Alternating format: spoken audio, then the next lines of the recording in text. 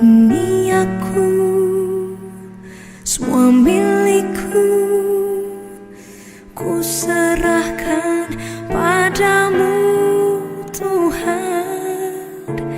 Penyesalan dan kebanggaan, suka dan duka, semua ku serahkan. Yang telah lalu, yang kan datang, hasrat dan harapan yang terbayang, masa depan dan rencanaku, semua ku serahkan dalam tanganmu.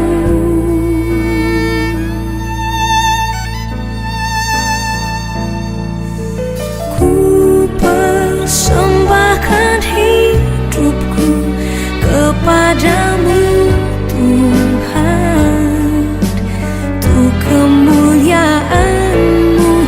Ku berikan hidup ini sebagai persembahan yang berkenan padamu.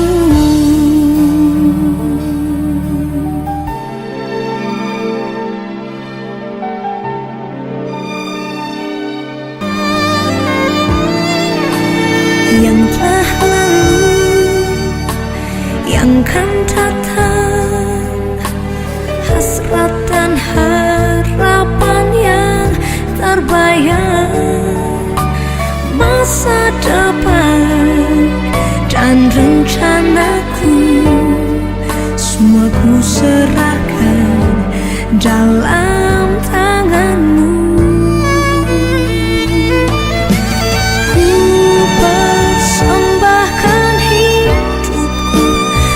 Padamu Tuhan, untuk kemuliaan-Mu. Ku berikan hidup ini sebagai persembahan yang berkenan padamu.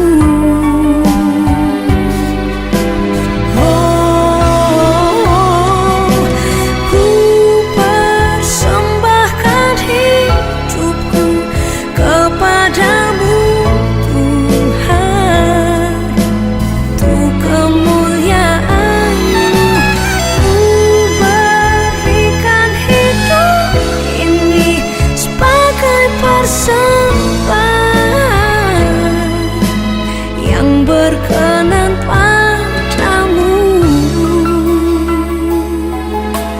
ku berikan hidupku kepadamu Tuhanku.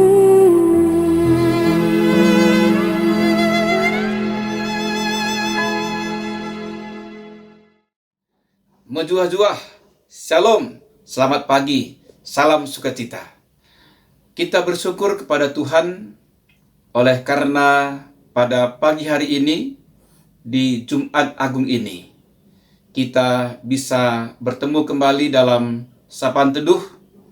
Kiranya Roh Tuhan memimpin kita semuanya, sehingga firman Tuhan yang menjadi renungan bagi kita dapat menopang kita untuk menjalani hidup kita ke depan bersama Tuhan.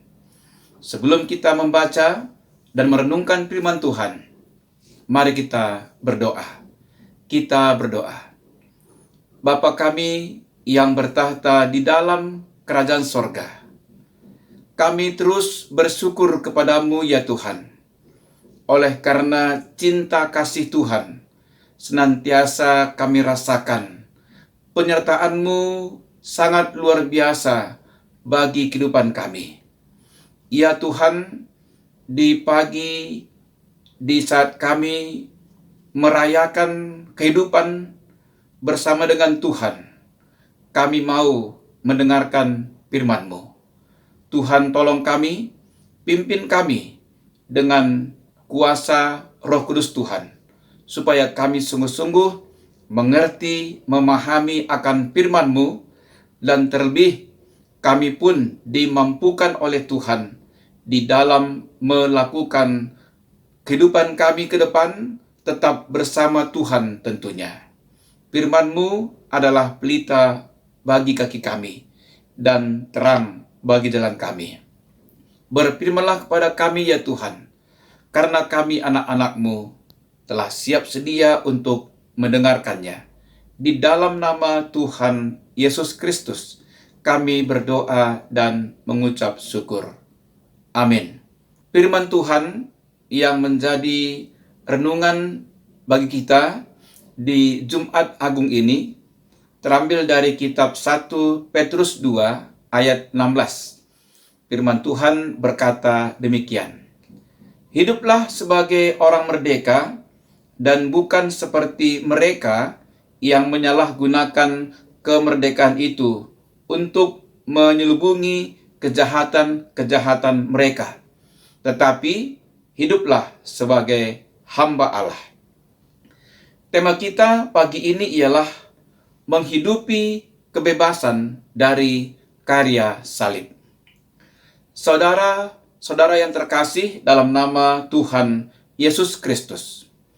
Bacaan kita pagi ini terkait dengan tanggung jawab orang Kristen sebagai warga negara terhadap pemerintah yang sah dan bagaimana ia menyadari dirinya sebagai hamba Tuhan di tengah-tengah situasi yang dialaminya. Hal ini dapat kita baca dalam ayat 13 sampai ayat 15. Pada waktu itu, perihal warga negara, orang Kristen tidak saja terkenal sebagai pembaharu di bidang agama dengan munculnya kekristenan, tetapi juga orang-orang Kristen dianggap mengganggu keadaan. Oleh sebab itu, Rasul Petrus merasa sangat perlu menetapkan peraturan dan takaran ketaatan yang harus dilakukan oleh orang-orang Kristen. Bahwa orang Kristen harus taat, harus tunduk, harus setia, dan hormat kepada pemerintahan yang sah. Lalu, kepatuhan kepada pejabat pemerintah merupakan salah satu kewajiban dari seorang Kristen, karena ini adalah kehendak Allah. Karena itu, terkait dengan bacaan kita di ayat 16, Paulus berbicara tentang bagaimana sikap orang Kristen di dalam semua relasinya dengan orang banyak. Bahwa orang Kristen harus berusaha keras untuk membawa diri sedemikian rupa hingga dapat membungkam kecaman-kecaman yang tidak masuk akal yang dilancarkan oleh orang-orang yang picik dan bodoh pada waktu itu. Dalam hal ini, Rasul Petrus mengingatkan orang-orang Kristen mengenai sifat rohani dari kebebasan kekristenan. Bahwa orang-orang Yahudi seperti yang disebut dalam kitab Ulangan 17 ayat 15, firman Tuhan berkata, "Maka hanyalah raja yang dipilih Tuhan Allahmu yang harus kau angkat atasmu. Dari tengah-tengah saudara-saudaramu haruslah engkau mengangkat seorang raja atasmu. Seorang asing yang bukan saudaramu tidaklah boleh kau angkat atasmu." Nah, dari ayat ini, orang-orang Yahudi menyimpulkan bahwa mereka tidak boleh menaati siapapun selain pemegang kekuasaan tertinggi yang diangkat dari tengah-tengah saudara-saudara mereka sendiri. Tetapi di lain pihak, orang-orang Yahudi yang sudah beralih ke agama Kristen berpikir bahwa mereka bebas dari ketentuan untuk tunduk kepada penguasa lain karena mereka memiliki hubungan dengan Kristus Yesus. Lalu untuk mencegah kesalahan ini, Rasul Petrus berkata kepada orang-orang Kristen pada waktu itu bahwa mereka memang merdeka. Tetapi mereka merdeka dari apa? Mereka merdeka bukan dari kewajiban atau ketaatan kepada hukum Allah yang menghendaki kepatuhan kepada pejabat pemerintah sipil. Secara rohani, mereka memang merdeka dari belenggu dosa dan iblis, serta dari hukum Taurat dengan upacara-upacaranya. Namun, mereka tidak boleh menggunakan kebebasan Kristiani mereka sebagai selubung untuk menutup-nutupi kejahatan dalam bentuk apa saja, atau untuk menutupi kelalaian dalam menunaikan kewajiban terhadap Allah ataupun atasan mereka.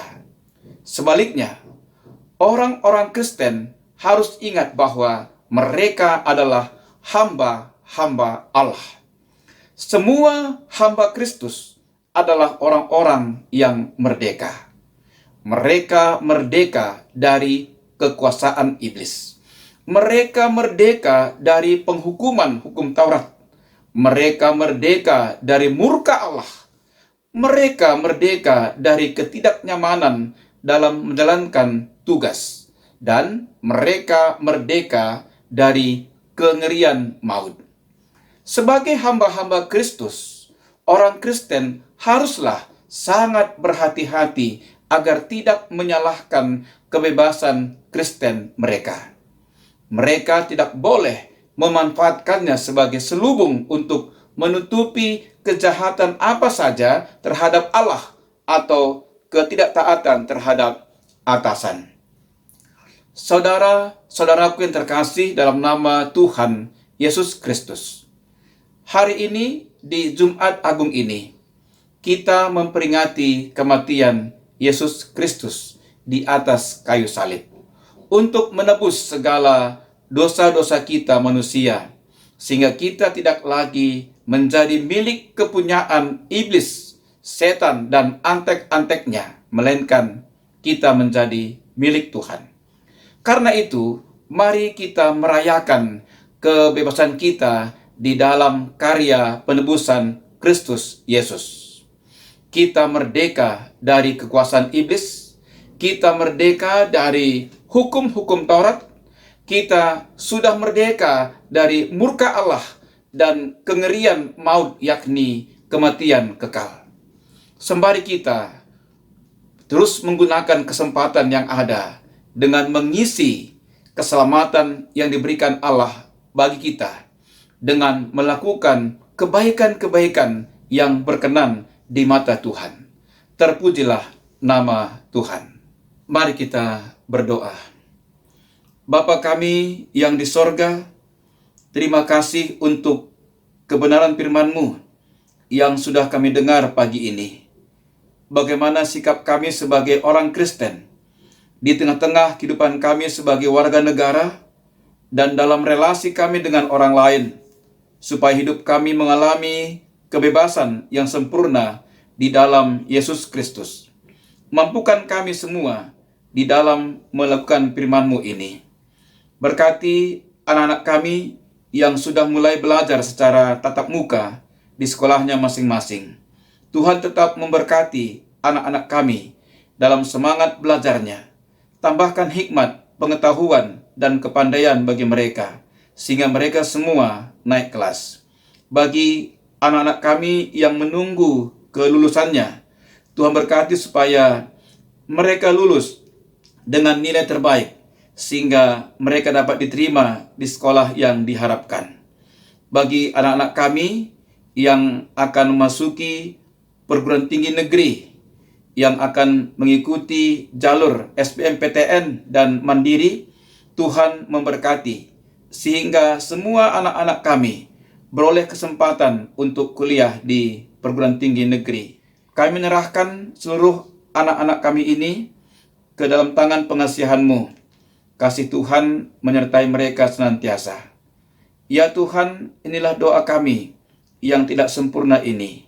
Kami serahkan dalam satu nama, Yesus Kristus Tuhan kami. Amin.